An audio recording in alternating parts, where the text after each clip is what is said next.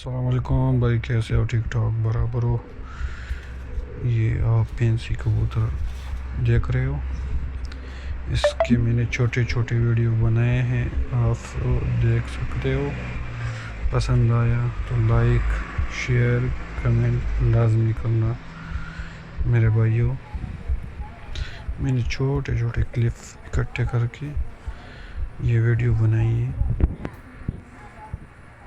जिस भाई को पसंद आया है, ये सिर्फ शौक करने के लिए ये वीडियो मैं बना देता हूँ ताकि आप लोग देख सके खूबसूरत खूबसूरत कबूतरे।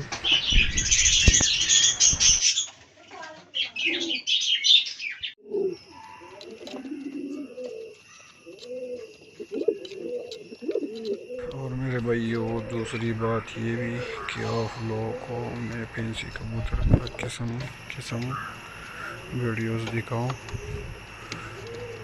माशाल्लाह खूबसूरत कबूतर हैं। इसमें 2-3 किस्म के फैंसी कबूतर हैं जो आप इस वक्त ये वीडियो देख सकते हो।